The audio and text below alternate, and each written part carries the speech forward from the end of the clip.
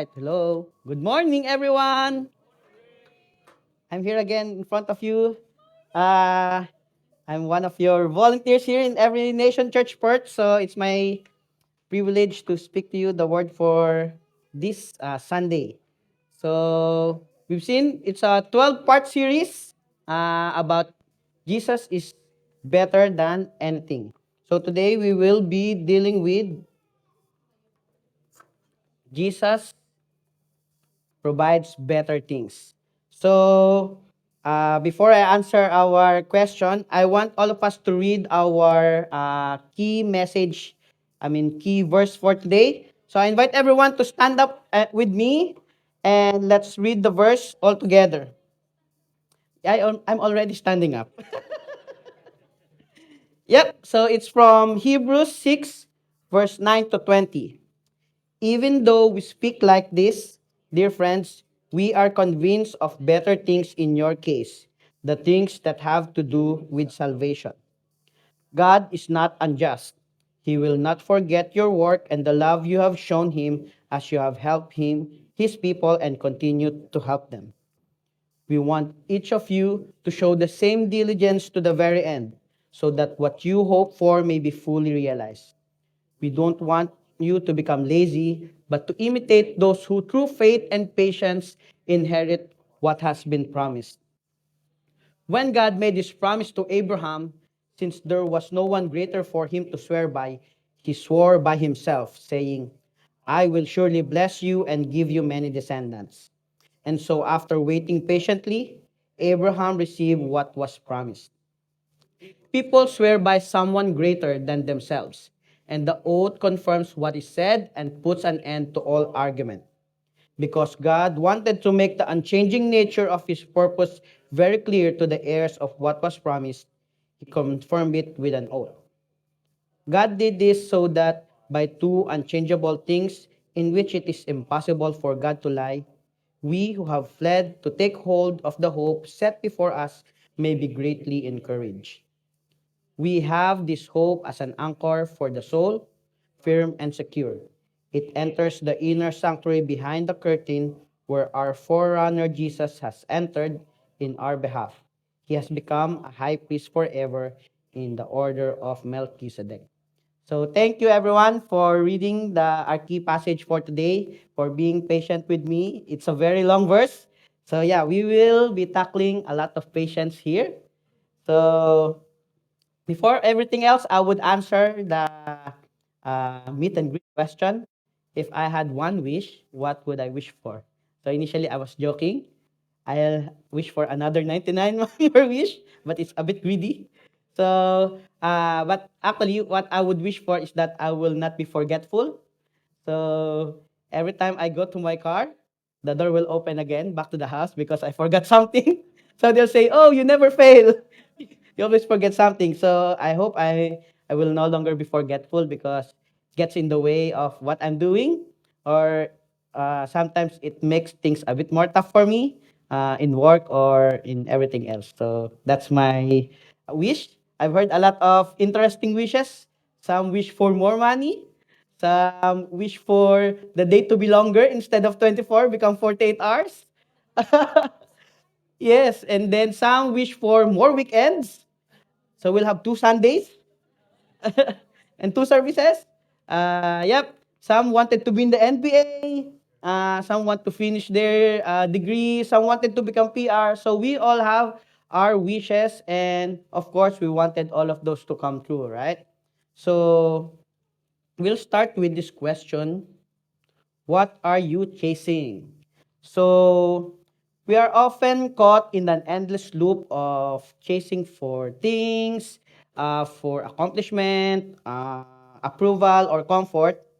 But once we get what we're after, we kind of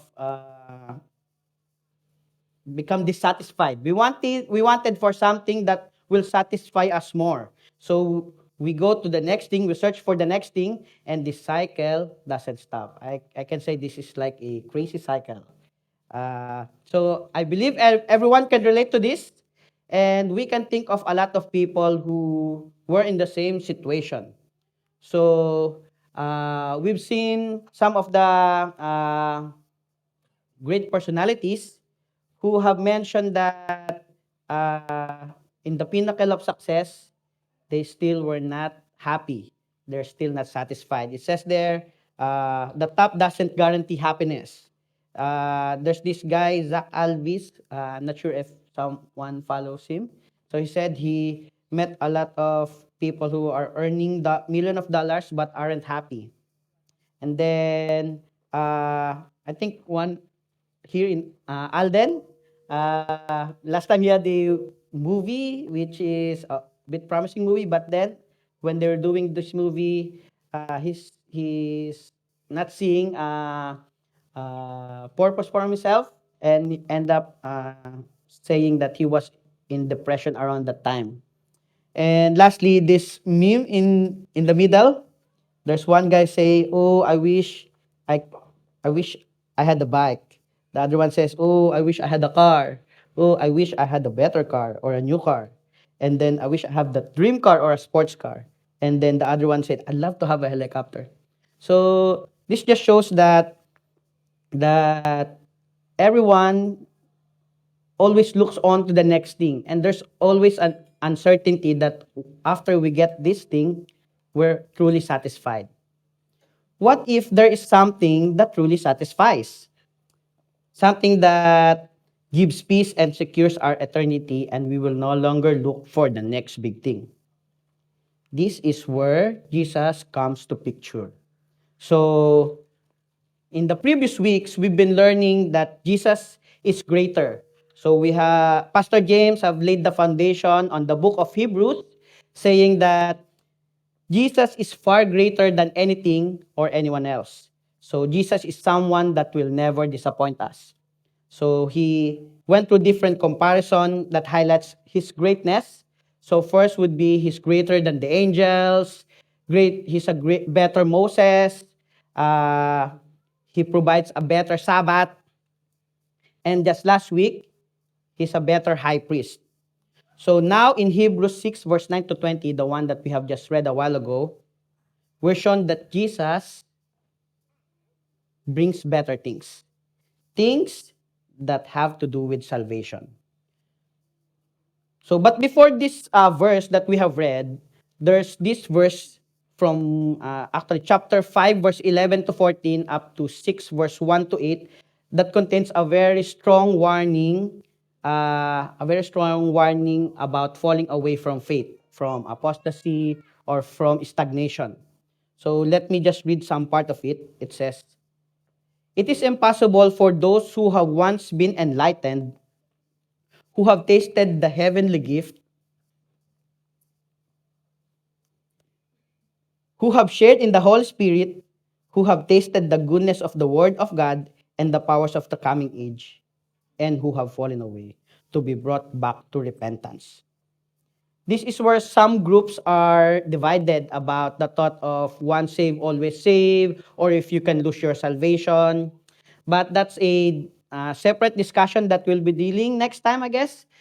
Because if we do it now, it will be a rabbit hole. And yeah, we'll learn more of this in the next maybe sessions or other services. But for now, we will focus on what will happen next. The verses uh, wherein it gives a hope of a better future. So the writer of Hebrews, which is unknown, as Pastor James said, didn't stay on the warning, but eventually move on to the verses where it gives assurances. So we read again in the next verse. It says in 6 verse 9, "Even though we speak like this, dear friends, we are convinced of better things in your case, the things that have to do with salvation." So while hearing this is like a pastoral love that the author is saying. It's not minimizing the warning as what we have read a while ago, but it's pointing to God's sustaining grace. We all know about the grace that God has provided for us through salvation, right? So in the next verses, the author of Hebrews will be appealing to the reader to persevere and be diligent in faith. This is not about our perfection, but it's about perseverance. So again, in Hebrews 6 verse 9, I will repeat, we are convinced of better things in your case, the things that have to do with salvation. A few weeks back in our life group, we tackled the doctrine of salvation. Who here have tackled the doctrine of salvation in your life group? Please raise your hand. Yes, only Pastor James. Yeah, thank you then. Yeah. I guess if not, I highly encourage everyone to read through this doctrine of salvation because we will learn more about the firm foundation we have in Jesus Christ in regards to salvation. And this is what the same thing I will be dealing through in this book of Hebrews, chapter 6, verse 9 to 20. So, this interesting topic should give hope to all of us Christians. Um, so I'll share you. This is what is in the We Believe book with regards to the doctrine of salvation. It says, we believe that salvation, planned in eternity and promised throughout Scripture, is God's gracious act of rescue, whereby He delivers lost and sinful people through faith in Christ's redemptive work. Because of His great love, God makes people spiritually alive in Christ through regeneration by the Holy Spirit. By grace, God forgives and justifies people through faith, apart from works, conferring upon them all the benefits of union with Christ, including the gift of God's righteousness, the indwelling Holy Spirit, and adoption into His family. So again, it says salvation is God's act of rescue, making people alive through Christ, forgiving sins, justifying us by grace, filling us with the Holy Spirit, and adopting us to His own family. So, this is the beauty of the salvation through Jesus Christ.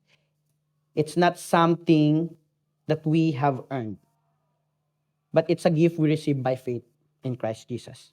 So, He welcomed us to His family again through adoption, and He gives us His Spirit and covers us in His righteousness. So, in this life, we must remember we are not identified or we are not defined by our past, by our failures, or by anything that we can do. We are defined by the work of Christ in us. So that's the better thing that is offered to us. Salvation that secures our identity and our hope of a future in Christ Jesus. So again, why is it better? If we read again, I will keep repeating chapter 6, verse 9. It says, we are convinced of better things in your case, the things that have to do with salvation. So, because God's rescue plan is by Christ's work, Christ did it, which is why it is better. So, in Ephesians 2, verse 8 to 9, for it is by grace you have been saved, not from your own, so that no one would boast. This is the better thing that is brought about by salvation. It is assured. So the question again is, why is it assured? So that's what we'll be dealing in the next few verses because it has to do with God's character, His nature, and His ways. So the first one is that better things, sorry, I didn't press it. Better things flow from God's character. So we'll read through Hebrews 6, verse 10 to 12. Read for you. God is not unjust. He will not forget your work and the love you have shown Him as you have helped His people and continue to help them. We want each of you to show the same diligence to the very end so that what you hope for may be fully realized. We do not want you to become lazy, but to imitate those who through faith and patience inherit what has been promised. So better things flow from God's character. So it says there, God is not unjust. Double negative, not unjust. So to say, He's just.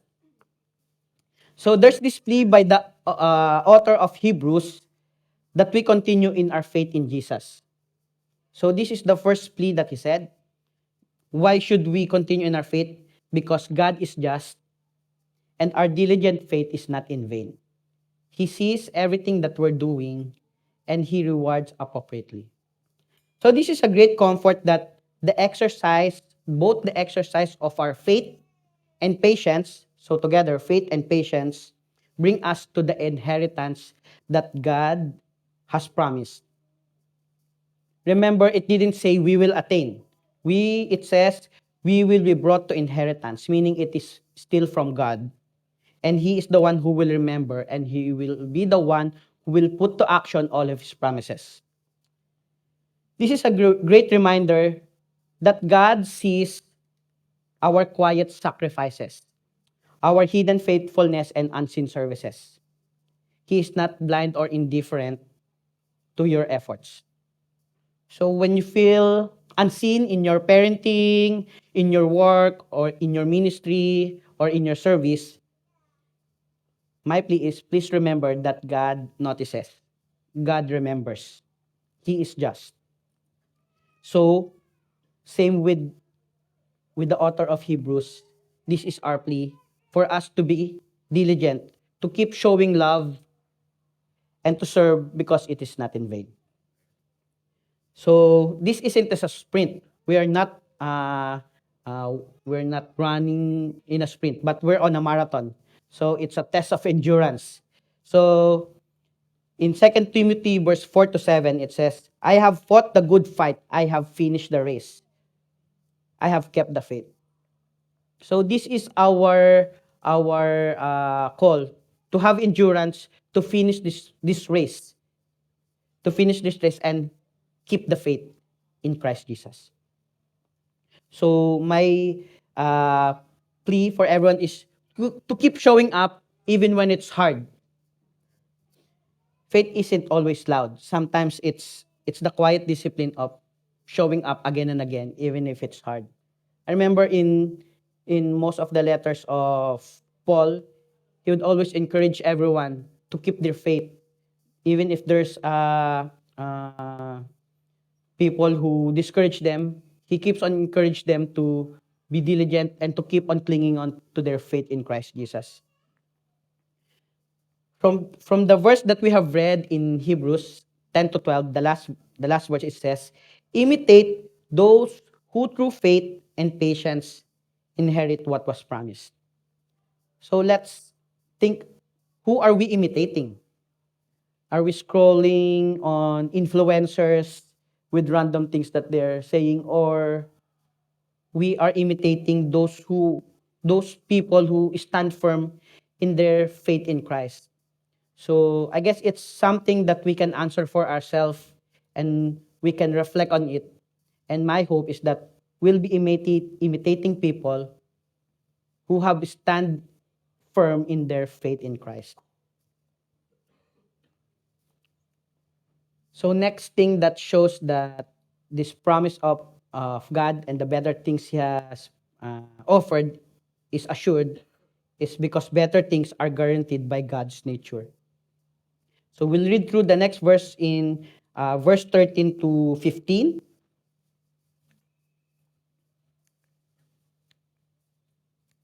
I'm pressing the back, sorry. Yep. When God made His promise to Abraham, since there was no one greater for him to swear by, he swore by himself, saying, I will surely bless you and give you many descendants. And so, after waiting patiently, Abraham received what was promised. This is the story mentioned in Genesis, I think twice, but I'll read only one. In Genesis 22, it says, the angel of the Lord called to Abraham from heaven a second time and said, I swear by myself, declares the Lord, that because you have done this and you have not withheld your only son, I will surely bless you and make your descendants as numerous as the stars in the sky and as the sand on the seashore. And this indeed what transpired after.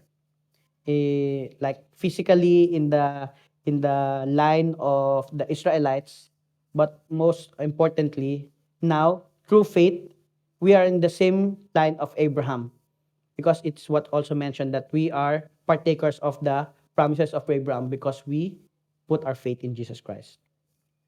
So it says here, God's words and promises are true and dependable. So God said again, I swear by myself. The author of Hebrews reiterates that God did so swear in himself because there's no other greater being than God himself. He didn't need any outside validation because he is the final authority. And we know that God is the same yesterday, today, and forever. So in Malachi 3:6, it says, I, the Lord, do not change. His purposes doesn't change. His nature doesn't change. So we could have great assurance and comfort with his word, with his nature being the ultimate being of all. So in a world full of broken promises and unreliable people just like you and me, God remains unchangeable and he is trustworthy.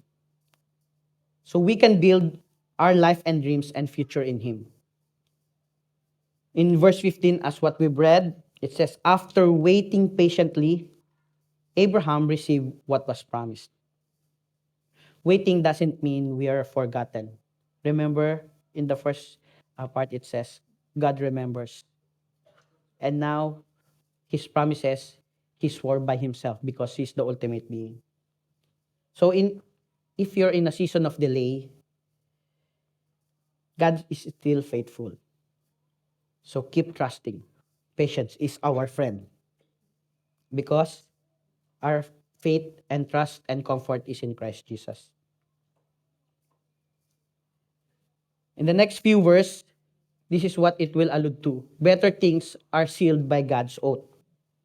Hebrews 6 verse 16 to 20, it will say, people swear by someone greater than themselves, and the oath confirms what is said and put an end to all argument. Because God wanted to make the unchanging nature of his purpose very clear to the heirs of what was promised, he confirmed it with an oath. God did this so that by two unchangeable things in which it is impossible for God to lie, we who have fled to take hold of the hope set before us may be greatly encouraged. We have this hope as an anchor for the soul, firm and secure. It enters the inner sanctuary behind the curtain, where our forerunner Jesus has entered on our behalf. He has become a high priest forever in the order of Melchizedek. God confirmed his promise with an oath, not to convince himself, but to comfort us. Do you feel comfort when we were kids, right? I swear, by this, and that. And then you feel like, yes, it will happen because I swear. But in this, God swear and made an oath in his name. Jesus, our forerunner, has gone into the inner sanctuary. He is our eternal high priest. So Pastor David emphasized last week Jesus as the better priest. It was mentioned in the Old Testament that the priest will go to the inner or the Holy of Holies, where they are the only ones who can go there. But now, Jesus, as our eternal high priest, has gone through the inner sanctuary. He is our forerunner. He is our anchor of full connection to God because Jesus is God himself. So our hope is not a wishful thinking. It is a secure anchor for our soul. This is secured because our hope is Christ Jesus. I think I have repeat multiple times that our hope is in Christ Jesus because that's my hope, that our hope will be in Christ Jesus. So when our life gets shaky, let us remember that our anchor Jesus will be there for us. He will meet us. I remember when one of my last time I preached, I told you I had a conversation with a colleague who are of a different faith. So I told him, I'm a firm believer that God meets us where we are. So I told him my story, uh, and I think he's just in awe with what I've shared. So maybe I'll share it. So I have this time of confusion before, uh, in terms of God being the creator. So I was dealing with the Genesis story of creation. And because I was searching a lot of things about these things, I went through a different path. Uh, I, uh, I was so hooked with a story of creation that's totally different from what's in the Bible. So one time I had a dream about it, and someone just telling me that, why can't you let go of these thoughts? Why won't you go back to what I've written in the Bible about what I did in the creation? So when I woke up, I told it right away to my wife because I can easily forget, remember? So when we were in one gathering, someone just told me, I think you have lots of questions. And then I looked to my wife, and we're in unity to think that it was about my question and my doubts. So I told the story, and uh, it put me back to right footing with Christ, to be in the right direction to Christ again. So I hope this gives you assurance that God sees you and God meets you where you are. So again, when life gets shaky and if anxiety or disappointment tries to pull you down, anchor yourself in Christ, in God, in God's promises. Cling to Jesus not just as Savior, but our daily hope and security. Because He will never fail us and He will never leave us hanging.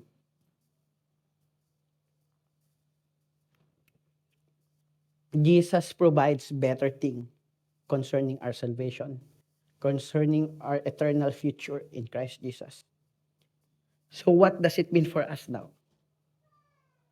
If you're exhausted from chasing different things or a lot of things, let us remember that Jesus offers better things. If you feel forgotten or unseen, God is not unjust. He sees you. He notices you. He's not indifferent.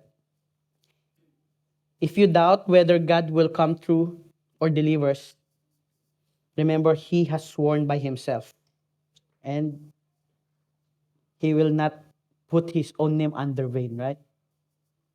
He will meet you, just like what He did to me. And if you feel unstable, anchor your soul in Christ. Anchor that is connected not on the depths of the unknown, but to God, our firm foundation.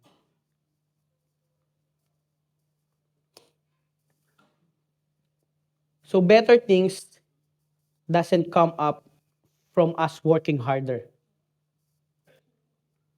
They come from resting deeper in our God. I remember when Pastor James did this message about better Sabbath. That's the rest that we're after.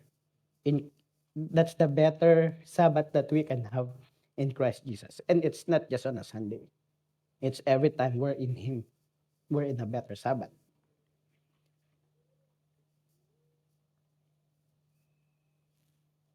It's in, it's hinged in His unchanging character, in His perfect justice, and His faithful promises. So my hope is that we put our hope in our Christ Jesus, because He's our forerunner.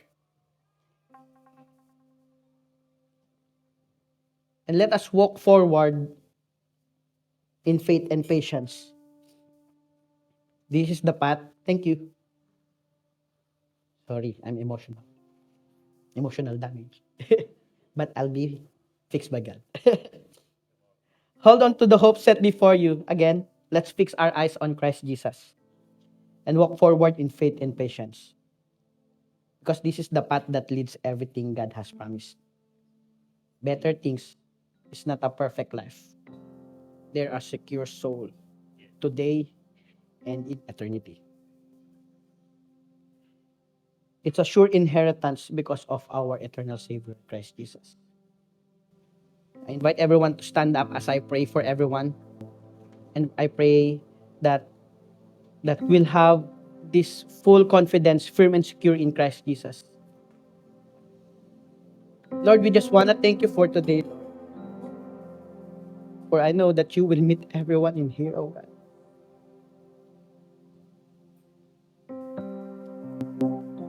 That you'll put deep into our hearts that the comfort that we can find as we anchor our life in you, Lord. For the better things that's ready because of you, Lord. Because of the assurance that we have in you. Because you're just, because you're God, and because of your ways, your promises, oh Lord. Lord, help us to always remember, Lord, to cling and put our hope in you, Lord, in everything that we do, in everything that we think. May it be in the very simple things that we're doing, or to the grand scheme of things of bringing people to you, oh God. Put our hope in you, oh God.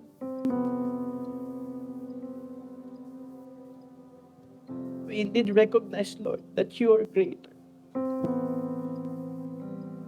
that you provide better things for us, better things that we can enjoy now. But ultimately, Lord, the salvation, the better things that you have provided for us in eternity. So, Lord, I lift up to you everyone in here, Lord. May you please lead us, Lord, where we are. And we know that you will. And may this be a testament of your great love and comfort to everyone in here, Lord. We honor you, Lord. We praise you. You indeed is great. You indeed is worthy to be praised, Lord. So as we finish this message, Lord, may you consume the praises and worship that we'll be delivering to you after this, Lord. May you be glorified. You are worthy to be praised. This is my prayer in His name.